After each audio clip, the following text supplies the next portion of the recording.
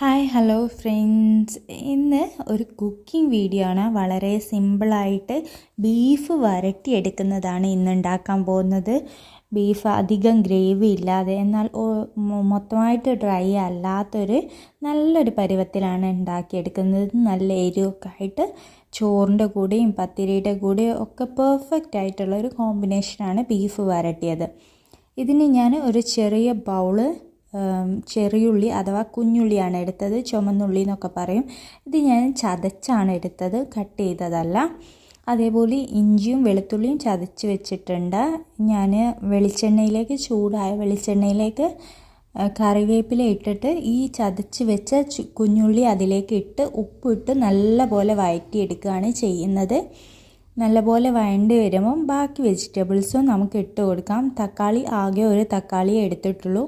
പിന്നെ കുറച്ച് ഇഞ്ചിയും വെളുത്തുള്ളിയും എടുത്തിട്ടുണ്ട്. എന്നിട്ട് അതും കൂടി ഇതിലേക്ക് ഇട്ടിട്ട് നല്ലപോലെ മൊത്തമായിട്ടൊന്ന് മിക്സ് ചെയ്തെടുക്കുകയാണ് നമ്മൾ ചെയ്യുന്നത്. പിന്നെ എൻ്റെ ചാനൽ ആദ്യമായിട്ട് ആരെങ്കിലും കാണുന്നവരുണ്ടെങ്കിൽ ഒന്ന് സബ്സ്ക്രൈബ് ചെയ്ത് സപ്പോർട്ട് ചെയ്യുക. അതേപോലെ വീഡിയോസൊക്കെ ഒന്ന് കാണുക. ഈ വീഡിയോ ഇഷ്ടമായിട്ടുണ്ടെങ്കിൽ ഒന്ന് ലൈക്ക് ചെയ്യുക. അതേപോലെ ആർക്കെങ്കിലുമൊക്കെ ഒന്ന് ഷെയർ ചെയ്ത് എന്നെ സപ്പോർട്ട് ചെയ്യുക.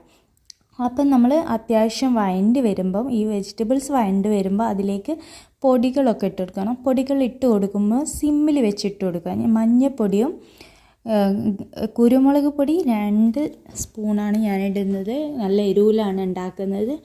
കുറച്ച് മീറ്റ് മസാലയാണ് ഇട്ട് കൊടുക്കുന്നത്.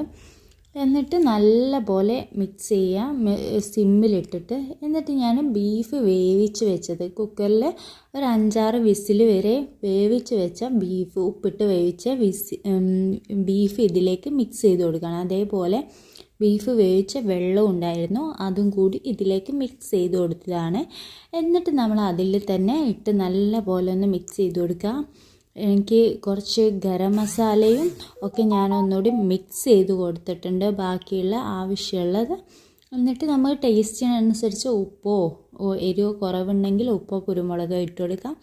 എന്നിട്ട് ഞാൻ കുറച്ച് ജീരകം കൂടിയാണ് ഇട്ട് കൊടുക്കുന്നത്. എന്നിട്ട് നല്ലപോലെ മിക്സ് ചെയ്ത് കൊടുക്കുക. മല്ലിച്ചപ്പും ഈ സമയത്ത് വേണമെങ്കിൽ ഇട്ട് കൊടുക്കാവുന്നതാണ്. ഈ ബീഫ് ഇപ്പം തന്നെ റെഡിയായി. നമ്മളിതൊന്ന് ചൂടോടെ തന്നെ നമുക്ക് കഴിക്കാൻ പറ്റും. പത്തിരിയുടെ കൂടെയൊക്കെ കഴിച്ചാൽ അടിപൊളിയാണ്. അപ്പോൾ എല്ലാവരും ഒന്ന് ട്രൈ ചെയ്ത് നോക്കുക. Thank you.